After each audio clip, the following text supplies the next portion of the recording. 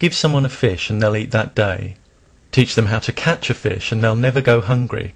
Proverbs like this remind us how learning skills helps to move us towards self-reliance. This is never more true than with critical thinking. Memorize the solution to a problem and you may master that particular problem. Improve your critical thinking and you'll give yourself the tools to create your own effective solutions to a multitude of unfamiliar problems.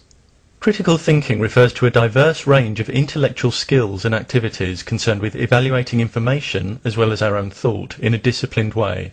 When we're willing and able to examine our own capability as thinkers, acknowledging problems and weaknesses, this can help us refine our thought processes so that we learn to think and assess information in a more comprehensive way that increases our ability to identify and reject false ideas and ideologies. Critical thinking isn't just thinking a lot. A person may spend a great deal of intellectual energy defending a flawed position or pursuing a question that actually needs reformulating before progress can begin. If they never examine possible flaws and biases behind their approach, that's not thinking critically. We must want to be better at thinking, to pinpoint and minimize any biasing influence on our thought from culture and upbringing, to seek out and be guided by knowledge and evidence that fits with reality, even if it refutes our cherished beliefs. Indeed, when we think critically, beliefs tend not to be cherished, but held on the understanding that if they're shown to be unfounded, a change of position is the most appropriate response.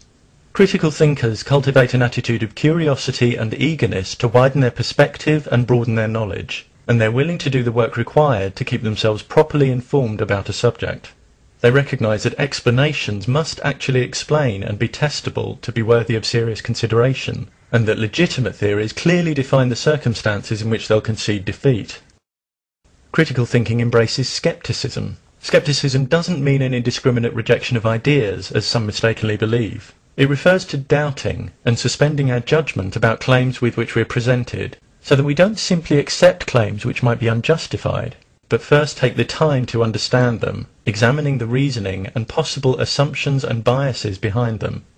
Reasoning behind factual claims should be based in sound, consistent logic, not on emotions and social pressure, because the truth value of factual claims isn't determined by the emotion that accompanies them, or the fact that they may be believed by certain social groups. Sometimes people try to persuade us that reason has no value, but that's an untenable position. Arguing against reason is cutting off the branch on which you sit, using the very thing you're dismissing in order to construct a case against it.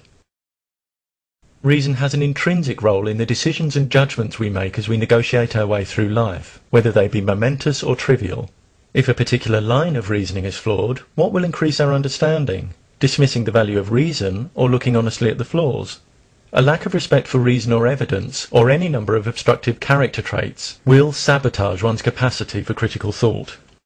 One of the biggest barriers to critical thinking is an unwillingness to see complex issues in anything other than black and white terms. If one sees only two options when more exist, this constitutes a false dichotomy. Consciousness is often presented as something that's either an eternal immaterial entity or reducible and identical to brain states, when in fact there are various other positions. Many divide people into those who accept evolution and those who believe in specific gods, when these categories are not mutually exclusive. If we think in false dichotomies, we'll tend to draw false conclusions. For example, by judging that if option A is false, option B must be true. We may also misrepresent others by wrongly assuming that if they don't hold attitude X, they must hold attitude Y.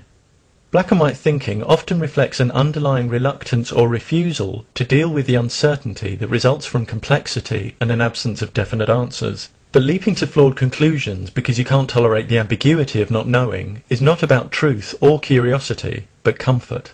The critical thinker can handle uncertainty, preferring to be aware of their own areas of ignorance, and they can wait for valid evidence and evidence-based answers.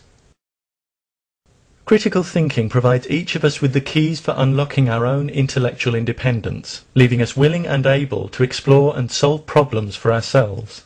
It moves us away from rash conclusions, mystification, and a reluctance to question received wisdom, authority, and tradition. It moves us towards intellectual discipline, the clear expression of ideas, and the acceptance of personal responsibility for our own thinking.